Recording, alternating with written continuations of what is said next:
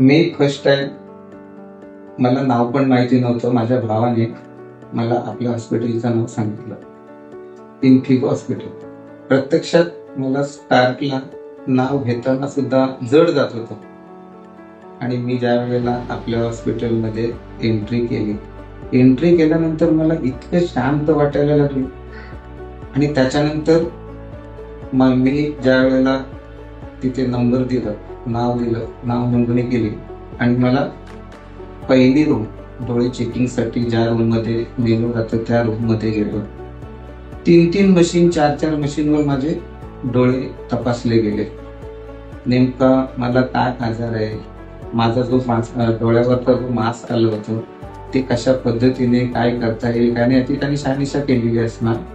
आणि त्याच्यानंतर main madam जे ऑपरेशन करतात त्यांच्या रूम मध्ये गेलो आणि त्या मॅडमनी सुद्धा ज्या पहिल्या रूम मध्ये माझी डोळ्याची चेकिंग केली गेली तरीही त्यांनी प्रत्यक्षात पुन्हा माझे दुसऱ्या मशीनवर त्यांनी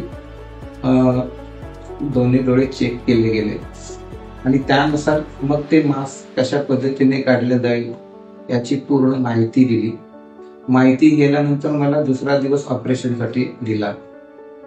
पण ज्यावेळी मी ऑपरेशन थिएटरमध्ये जाण्यापूर्वी जे काही निधन करायला लागतं, कागदपत्र व्यवस्थित तयार करायला लागतात, ते कागदपत्र सुद्धा ऑपरेशनला नेण्यापूर्वी कागदपत्राची पूर्तता करणारे जे कर्मचारी आहेत ते एकदम शांत स्वभावाचे.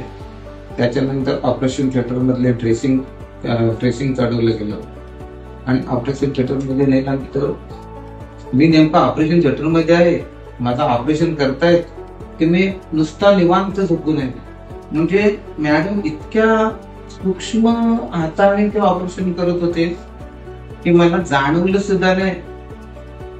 आणि नक्कीच ज्या वेळेला माझी चेकिंग झाली त्यावेळेला मॅडम बोलल्या होत्या, कदाचित मासाच्या वरती नसा गेलेल्यामुळे कदाचित रक्तस्राव होण्याची शक्यता आहे.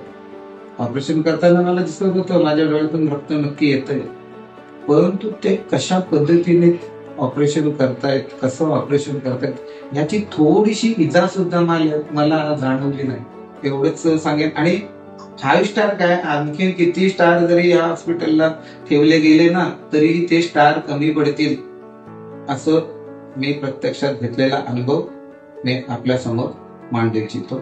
धन्यवाद.